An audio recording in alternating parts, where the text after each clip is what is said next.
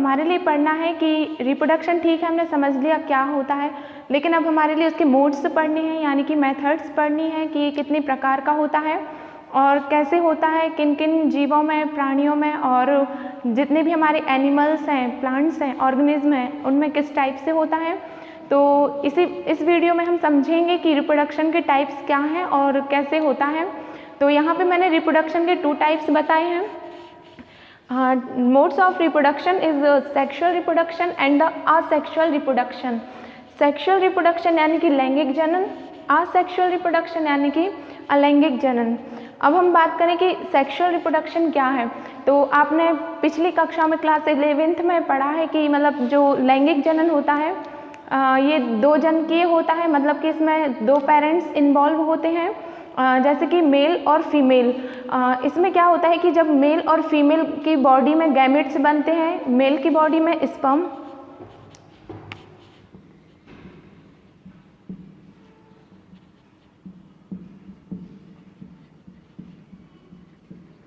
और फीमेल की बॉडी में बनता है फीमेल गैमेट कहलाता है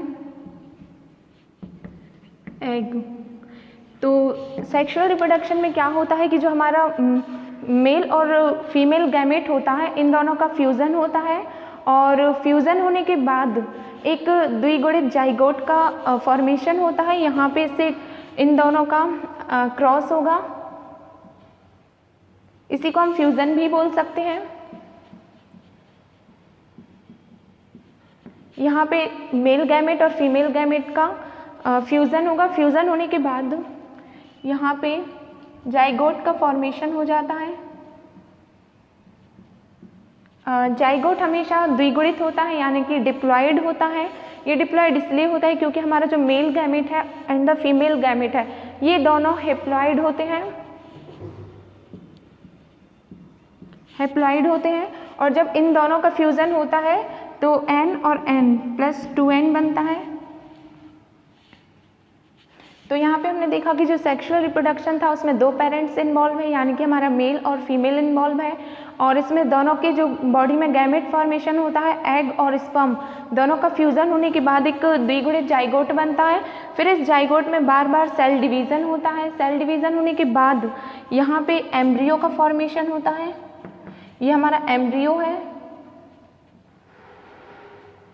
देन एम्ब्रियो से हमारे बेबी का फॉर्मेशन होता है। तो हमने देखा कि सेक्सुअल रिप्रोडक्शन था, इसमें n और n दोनों का फ्यूज़न हुआ, यानी कि हम बोल सकते हैं नॉर्मल कि इन दोनों को ऐड किया। इन दोनों को ऐड करने के बाद हमें 2n मिला। इस 2n से बेबी का फॉर्मेशन हुआ। और यहाँ पे हमने देखा कि जो इसका मेन कैरेक्टर क्या होता है कि हम कैसे किसी को बता सकते हैं कि ये sexual reproduction and asexual reproduction है। तो जो हमारा सेक्सुअल रिप्रोडक्शन होता है इसमें अर्धसूत्री विभाजन होता है, यानी कि इसमें मियोसिस की प्रोसेस होती है, और जो हमारा असेक्सुअल रिप्रोडक्शन होता है उसमें समसूत्री विभाजन यानी कि माइटोटिक होता है। अब 11th क्लास में आपने पढ़ा है कि अर्धसूत्री विभाजन, समसूत्री विभाजन क्या होता है, फिर भी मैं आपके लिए एक बार रिकॉल करा रही हूँ। शॉर्ट में बताऊँगी कि अर्धसूत्री और समसूत्री विभाजन क्या है। तो यहाँ पे मैंने लिखा है गुणसूत्रों की संख्या आधी रह जाती है। तो जो हमारा पेरेंट्स है, मतलब जिससे ऑफस्प्रिंग का बर्थ हुआ है या फिर जिससे संतति बनी है, उसमें क्या होता है कि जैसे उसमें गुणसूत्र मतलब कि जो हमारे क्रोमोसोम्स हैं, क्रोमोसोम्स की डबलिंग है, यानी कि डिप्लॉयड है, 2n है। तो जो हमारी ऑफस्प्रिंग या संतति बनेगी उसमें गुणसूत्रों की संख्या आधी रह जाएगी। वो जो सेक्सुअल रिप्रोडक्शन होता है उसमें अर्धसूत्री विभाजन होता है, और जो हमारा असेक्सुअल रिप्रोडक्शन होता है इसमें अर्धसूत्री विभाजन नहीं होता। इसमें यदि विभाजन होता है तो केवल समसूत्री विभाजन होता है। तो सेक्सुअल रिप्रोडक्शन के थ्रू जो ऑफस्प्रिंग बन के आती है या फिर जो भी संतति बनकर आती है, उसमें क्या होता है कि जो मेल और फीमेल गैमेट दोनों ने इन्वॉल्व हुए थे, दोनों के कैरेक्टर्स आएंगे।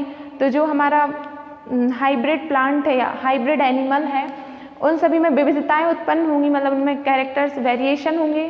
तो उन वेरिएशन के थ्रू जो हमारे इन्वायरमेंट में चेंजेस होते हैं, मतलब जैसे कि कभी टेम्परेचर बहुत ज़्यादा हाई हो जाता है और कभी एकदम से लो हो जाता है, तो इसके थ्रू जो ऑफस्प्रिंग बनती है वो उसके प्रति अनुकूल होती है। मतलब यदि टेम्परेचर बहुत ज़्यादा है तो वो अपनी बॉडी को उसके अकॉर्डिंग ढाल लेती है, और यदि टेम्परेचर बहुत ज़्यादा लो है तो वो उसके अकॉर्डिंग ढल जाती है। तो ये हमारे सेक्सुअल रिप्रोडक्शन की मेन क्वालिटी है कि इसमें जो ऑफस्प्रिंग बनेगी वो वातावरण के प्रति अनुकूल होगी, विविधताएं होंगी, 2 पेरेंट्स इन्वॉल्व हुए हैं, क्रोमोसोम्स की संख्या आधी रह जाएगी और इसमें गैमेट का फ्यूज़न होता है। तो जो हमारा सेक्सुअल रिप्रोडक्शन है इसका मेन कैरेक्टर होता है कि इसमें गैमेट का फ्यूज़न होता है, मतलब जो हमारे मेल गैमेट और फीमेल गैमेट है उन युग्मकों का संलयन होता है। और जो हमारा असेक्सुअल रिप्रोडक्शन है इसमें गैमेट का फ्यूज़न नहीं होता, there is no fusion of gamete, there is no fusion of gamete.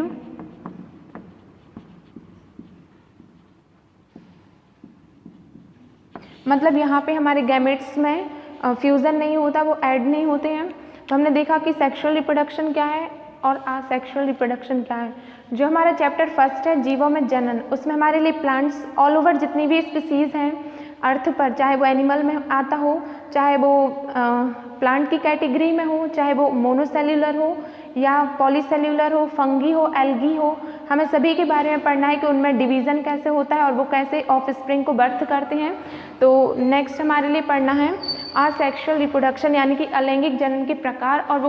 तो यहाँ पे हमने देखा अर्धसूत्री और समसूत्री विभाजन क्या है, तो इसकी क्या ज़रूरत है। तो इसकी ज़रूरत है कि जो हमारे लैंगिक जनन है और अलैंगिक जनन है, तो जो लैंगिक जनन होता है हमने बताया कि उसमें एक पेरेंट्स इन्वॉल्व होता है यानी कि एक जीव ही नई संतति को जन्म दे देता है। और जो अलैंगिक प्रजनन होता है, अलैंगिक प्रजनन में क्या होता है, 2 जीव की ज़रूरत पड़ती है, उनमें फ्यूज़न होता है और देन फ्यूज़न होने के बाद नई संतति कोशिका का फॉर्मेशन होता है।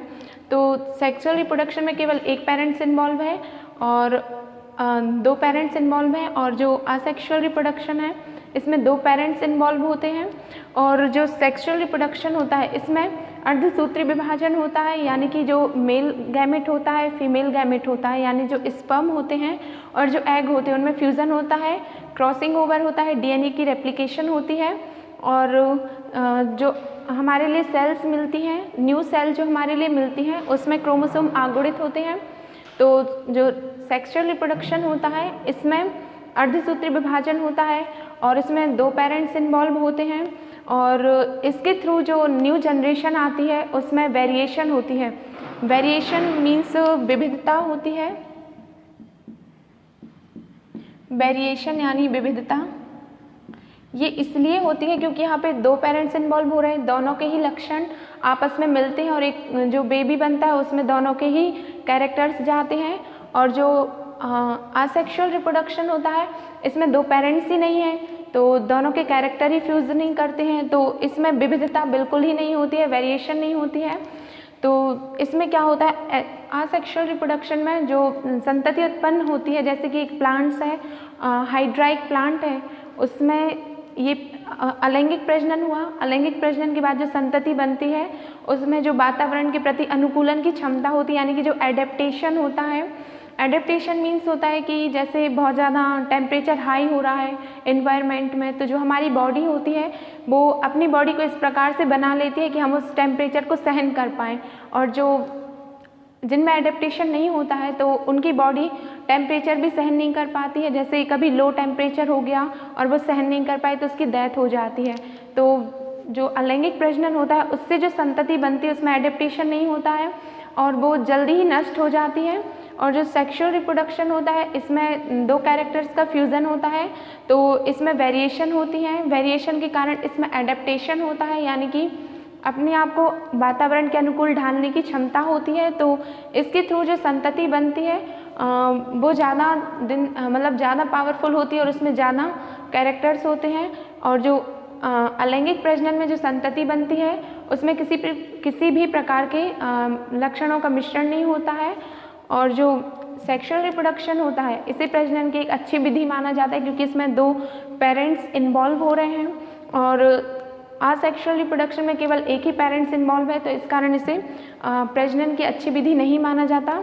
हाँ, ये अलग बात है कि जो हमारे प्लांट्स हैं, एनिमल्स हैं, उनमें गैमेट ही नहीं बनते तो उनमें असेक्सुअल रिप्रोडक्शन होता है। और देन हमारे लिए इसी को पढ़ना है इस चैप्टर में कि जो ऑर्गेनिज्म हैं मोनोसेल्यूलर हैं, पॉलीसेल्यूलर हैं और जो हमारे प्लांट्स हैं उनमें ये कितने प्रकार से हो रहा है, कैसे हो रहा है और उनको अलग अलग नाम दिया गया है, हमें इसके बाद वही पढ़ना है। तो यदि हमने डिफरेंस देख लिया कि इसमें दो पेरेंट्स को इन्वॉल्व होना पड़ा, इसमें वेरिएशन आई, इसमें वेरिएशन नहीं आती, इसमें अर्धसूत्री विभाजन हो रहा है और इसमें अर्धसूत्री विभाजन नहीं हो रहा। तो अर्धसूत्री विभाजन हो रहा है, यहाँ पे जो संतति बनेगी उसमें जो गुणसूत्र की संख्या होगी वो आगुणित होगी, 2n से n हो जाएगी, और जो असेक्सुअल रिप्रोडक्शन होगा या अलैंगिक प्रजनन होगा उसमें 2n से 2n ही बनेगी। और हमने देखा कि यहाँ पे 4 सेल्स का फॉर्मेशन होता है और यहाँ पे ओनली 2 सेल्स का फॉर्मेशन। अब हमारे लिए देखना है कि अलैंगिक प्रजनन की विधियाँ कितनी हैं, यानी कि कितने प्रकार का होता है और किन किन जीवों में होता है। फर्स्ट है हमारा विखंडन, यानी कि विखंडन में क्या होता है कि जो कोई भी जीव है वो जीव 2 भागों में विभाजित हो जाता है और प्रत्येक भाग एक नए जीव का निर्माण कर लेता है। इसका एग्जाम्पल है amoeba, Euglena and the paramecium. विखंडन 2 टाइप्स का होता है। फर्स्ट होता है इसमें बाइनरी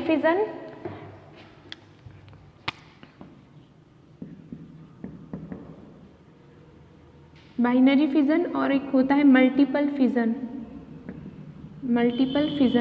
बाइनरी फिजन में जैसा कि यहाँ पे लिखा है बाई मतलब कि 2, यहाँ पे कोई भी सेल होगी या कोई भी जीव होगा वो 2 भागों में विभाजित होगा। वो अनुप्रस्थ से भी हो सकता है और लंबवत भी हो सकता है।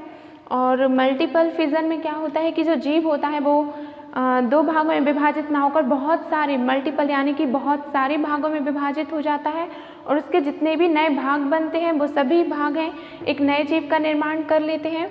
तो बाइनरी फिजन का एग्जाम्पल है अमीबा। अमीबा में क्या होता है कि ये हमारी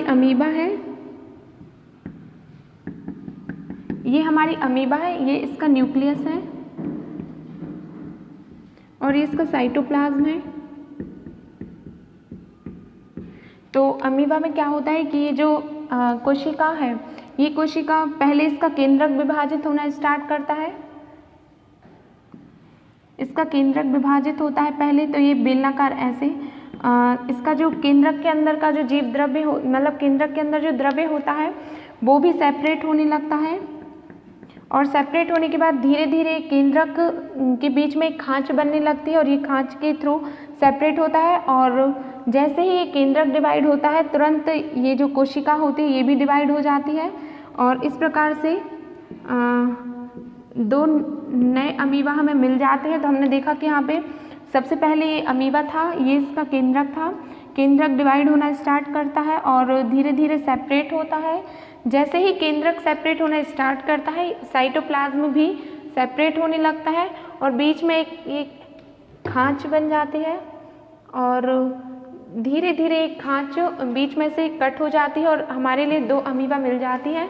तो यहाँ पे हमने देखा था कि बाइनरी फिजन में 2 जीव मिलते हैं, एक कोशिका से 2 जीव का फॉर्मेशन हुआ। और सेकंड विखंडन का जो टाइप्स होता है वो होता है मल्टीपल फिजन। मल्टीपल फिजन में क्या होता है कि जो एक जीव होता है वो कई भागों में विभाजित हो जाता है। फॉर एग्जाम्पल के लिए पेनिसिलियम जो होती है उसमें कोनिडिया होती है और ये जो है कई भागों में विभाजित हो जाता है। इसमें 2 भाग में हुआ था तो 2 जीव बने, उसमें वो अनेक भागों में होता है तो अनेक जीव बन जाते हैं। इसके बाद ये हमने जो देखा था वो अनियमित विभाजन था, मतलब कि जो अमीबा है इसमें सेल डिवीज़न कहीं से भी हो सकता है, ये यहाँ से भी सेपरेट हो सकता है, ये यहाँ से भी सेपरेट हो सकता है और ये यहाँ से भी सेपरेट हो सकता है, मतलब कहीं से भी 2 भागों में बंट सकता है। मगर जो हमारा लंबवत द्विविभाजन होता है, लॉन्गिट्यूडल जो विभाजन होता है वो यूग्लिना में पाया जाता है। ये हमारा यूग्लिना है, ये इसका फ्लेजिला है। ये फ्लेजिला जो होता है वो मोटाइल होता है, मोटाइल यानी कि चलनशील होता है, इसके थ्रू ये गति करता है और आगे बढ़ता है। और इसमें इसका केंद्रक है, ये इसका साइटोप्लाज्म है। हमने देखा कि जो अमीबा था उसमें अनियमित विभाजन था, मतलब वो कहीं से भी विभाजित हो सकता है। और जो यूग्लिना है इसमें लंबवत विभाजन होता है, तो ये केवल बीच से ही डिवाइड हो सकता है। पहले इसका केंद्रक डिवाइड होगा, जैसे ही केंद्रक सेपरेट हो जाएगा ये दोनों सेल ये लंबवत विभाजन में ऐसे ये 2 सेल का फॉर्मेशन हो जाएगा। और यहाँ पे यूग्लिना में 2 सेल मिल गई हमारे लिए। तो बाइनरी फिजन इसमें भी है, बाइनरी फिजन अमीबा में भी है। डिफरेंस इतना है कि अमीबा में कहीं से भी स्टार्ट हो सकता है, और जो युग्लिना होती है, युग्लिना में ये केवल लॉन्गिट्यूडिनल हो सकता है, मतलब जो बीच से ही विभाजित हो सकता है। और पैरामीशियम है, पैरामीशियम में ये हम जो पैरामीशियम होता है, पैरामीशियम में अनुप्रस्थ होता है, मतलब कि ये जैसे कि फॉर एग्जांपल के लिए पैरामीशियम है, पैरामीशियम में ये अनुप्रस्थ, यानी कि अनुप्रस्थ का मतलब यदि हम सिंपली लें तो ये आड़ी में डिवाइड होता है, और ये दोनों सेल दो नई संतति कोशिकाएं बना लेती हैं। तो ये हमारा बाइनरी फिजन हो गया। हमने देखा इसमें एक जीव से दो जीव का निर्माण हुआ। मल्टीपल फिजन में अनेक जीव बन सकते हैं। देन इसके बाद जो मोड्स ऑफ असेक्सुअल रिप्रोडक्शन की मेथड है, इसमें आता है प्लाज्मोटोमी। प्लाज्मोटोमी यानी कि प्लाज्मा, यहाँ पे यदि हम इसको सिंपली देखें इसका मीन्स, तो यहाँ पे प्लाज्मा बोल रहे हैं, मतलब इसमें प्लाज्मोटोमी में क्या होता है कि हमारा जैसे फॉर एग्जांपल के लिए ये कोई भी सेल है, ठीक है, ये इसका न्यूक्लियस है, ये इसका साइटोप्लाज्म है। प्लाज्मोटोमी में क्या होता है कि जो इसका जीव द्रव्य होता है, जीव द्रव्य मैंने प्रीवियस क्लासेस में आपको बताया था, जीव द्रव्य का मीन समझने के लिए आप उस वीडियो को देखें। अभी मैं यहाँ पे बता रही हूँ कि जो प्लाज्मोटोमी होता है, प्लाज्मोटोमी में जो जीव द्रव्य होता है वो बहुत सारे भागों में सेपरेट हो जाता है, और जैसे ही इसका जीव द्रव्य विभाजित हो जाता है, बहुत सारे भाग बन जाते हैं, तो इसका जो केंद्रक होता है, किसी भी कोशिका का केंद्रक होता है, वो केंद्रक भी सेपरेट होने लगता है, और फिर जो केंद्रक होता है और इसके चारों तरफ कोशिका द्रव आकर जमा होने लगता है और न्यू सेल का फॉर्मेशन हो जाता है। ये ओपिलाइना में होता है। फिर इसके बाद आता है गैम्यूल, इसी को एनसीईआरटी में जैम्यूल भी बोलते हैं। गैम्यूल का एग्जाम्पल है स्पॉन्जिला। स्पॉन्जिला एक स्पंज है। स्पंज जो होते हैं उनमें छोटे छोटे छिद्र पाए जाते हैं जिसके थ्रू वो पानी को एब्जॉर्ब कर सकते हैं। स्पॉन्जिला में गैम्यूल होता है। गैम्यूल में ये हमारा जैसे कि स्पॉन्जिला है, स्पॉन्जिला में क्या होता है, ये इसकी सेल है। इस सेल में बहुत सारी गोलाकार सेल बन जाती हैं, और ये जो गोलाकार कोशिकाएं बनती हैं ये समूह में इकट्ठी होने लगती हैं, यानी कि ग्रुप बना लेती हैं। और ग्रुप बनाने के बाद जैसे ही एडेप्टेशन होता है या इनके लिए प्रजनन के लिए अनुकूल परिस्थितियां मिलती हैं, ये जो गोलाकार कोशिकाएं होती हैं ये इस मेम्ब्रेन से बाहर निकल जाती हैं। ये मेम्ब्रेन है, ये मेम्ब्रेन धीरे धीरे नष्ट हो जाएगी। नष्ट होने के बाद ये सारे जो है बाहर निकल जाएंगे, और जैसे ये एक सेल हो गई, सेकंड सेल है, तो ये दोनों नए जीव का फॉर्मेशन कर लेते हैं। तो यहाँ पे भी अनेक जीव बन रहे हैं। फोर्थ में हमारे लिए पढ़ना था मुकुलन। मुकुलन में क्या होता है, कोई भी प्लांट है या कोई भी एनिमल है, कोई भी ऑर्गेनिज्म है, उसकी बॉडी पर एक छोटा सा हल्का सा उभार बनता है। फिर वो उभार धीरे धीरे उसी जनक कोशिका से पोषण ग्रहण करता है, और पोषण ग्रहण करके मैच्योर, जैसे ही वो कम्प्लीटली मैच्योर हो जाता है, वो अपनी जनक कोशिका से अलग हो जाता है और एक न्यू हाइड्रा जनरेट हो जाता है। यहाँ पे हमने मुकुलन का एग्जाम्पल लिया है ईस्ट साइकॉन। यहाँ पे मैंने आपके लिए हाइड्रा के एग्जाम्पल से एक्सप्लेन किया है। ये हमारा हाइड्रा है। इस हाइड्रा की एक बॉडी है पूरी, इस बॉडी में थोड़ा सा छोटा सा उभार आता है। इस उभार को हम बर्ड या कलिका बोलते हैं। इस बर्ड या कलिका में धीरे धीरे मैच्योर होती है, ये डेवलप्स हो जाती है, और डेवलप होने के बाद ये जैसे ही कम्प्लीटली मैच्योर होती है, ये अपनी जनक कोशिका से यानी कि अपने पेरेंटल से अलग हो जाती है और एक न्यू हाइड्रा जनरेट हो जाता है। तो देखा कि मुकुलन में एक कोशिका थी, उस पर उसी की बॉडी से एक न्यू ऑफ स्प्रिंग की बर्थ हुई। सेकंड में हमारे लिए पढ़ना है बीजाणुओं द्वारा, यानी कि इसका एग्जाम्पल है क्लेमाइडोमोनास। पेनिसिलियम में क्लेमाइडोमोनास के थ्रू ये होता है। बीजाणुओं द्वारा में क्या होता है, जो बीजाणु होते हैं वो मोनोसेल्युलर होते हैं, मतलब एक कोशिकीय होते हैं। उनकी जो बाहरी परत होती है जिसे हम मेम्ब्रेन बोलते हैं या सेल मेम्ब्रेन बोलते हैं, वो बहुत ही ज़्यादा पतली होती है। फॉर एग्जाम्पल के लिए ये है ओपिलाइना है। इस ओपिलाइना में ये जो आप देख रहे हो ये छोटे छोटे से स्पोर्स हैं, यानी कि बीजाणु हैं। इन बीजाणु में ये जो वी लाइक स्ट्रक्चर है, इस स्ट्रक्चर के लिए हम बोलते हैं जो स्पोर्स। ये जो स्पोर्स जो होते हैं ये मोटाइल होते हैं, इसके थ्रू ये गति करते हैं यानी कि मूवमेंट करते हैं, और जैसे ही ये पूरे कम्प्लीटली मैच्योर हो जाते हैं, ये धीरे धीरे अलग होने लगते हैं और ये डिस्चार्ज हो जाते हैं। डिस्चार्ज होने के बाद ये यहाँ पे न्यू ऑफ स्प्रिंग का बर्थ हो जाता है। फिर नेक्स्ट था हमारा पुनरुद्भवन या खंडी भवन, यानी कि फ्रेगमेंटेशन। जैसे कि फ्रेगमेंट उसके नेम से पता चल रहा है कि हमने किसी भी ऑर्गेनिज्म को कई टुकड़ों में काटा। जैसे कि यहाँ पे मैंने फ्लैट वर्म का एग्जाम्पल लिया है। इस फ्लैट वर्म को हमने कई पीसेस में डिवाइड किया। यहाँ पे हमने ये फ्लैट वर्म की कम्प्लीटली बॉडी थी, इस बॉडी को हमने 1 2 3 पीसेस में हमने इसके लिए डिवाइड कर दिया। और ये 3 पीसेस में डिवाइड होने के बाद इसका ये वाला जो पार्ट है, ये वाला पार्ट इस कम्प्लीटली पूरे फ्लैट वर्म को बर्थ कर देगा। ये फ्लैट वर्म इस वाले पीस से बर्थ होगी। ये सेकंड जो है ये भी एक न्यू ऑफ स्प्रिंग को बर्थ कर देगी, यानी कि इससे भी एक न्यू संतति कोशिका उत्पन्न होगी।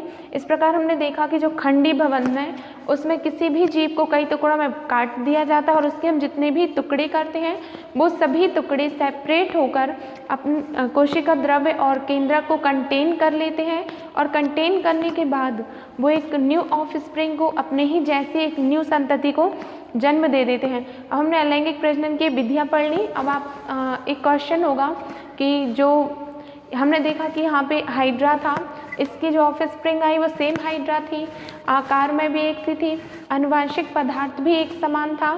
तो आप ये पूछ रहे होंगे कि मतलब आनुवांशिक पदार्थ इनमें समान रहता है, आकारिकी समान होती है, तो इसके लिए हम क्या बोल सकते हैं। तो यहाँ पे एक न्यू वर्ड आता है, इसके लिए एक न्यू शब्द दिया गया है। इसमें क्या होता है कि जो अलैंगिक प्रजनन के थ्रू जितनी भी विधियाँ हैं उनसे जितने भी प्रोड्यूस होते हैं न्यू ऑर्गेनिज्म, उन ऑर्गेनिज्म की मॉर्फोलॉजी और जेनेटिकली जो उनका जेनेटिकली मटेरियल होता है वो अपने जनक कोशिका, जैसे कि यहाँ पे हाइड्रा था, इसका ये शेप है, इस शेप को देखें और इस स्ट्रक्चर को देखें, ये दोनों सेम स्ट्रक्चर हैं। और जो इसमें जेनेटिकली अनुवांशिक पदार्थ इसमें जो होगा वही अनुवांशिक पदार्थ इस हाइड्रा में होता है।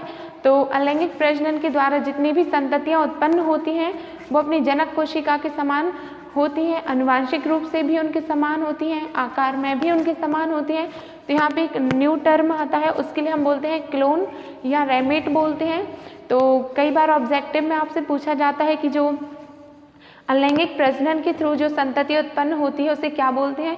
तो अलैंगिक प्रजनन से जो नई संतति बनकर आती है वो अनुवांशिक रूप से और आकारिकी से अपनी जनक कोशिका के समान होती है, और इसी के लिए हम रेमेट बोलते हैं, या इसी को हम क्लोन बोलते हैं, या इसी को संतति कोशिका बोलते हैं।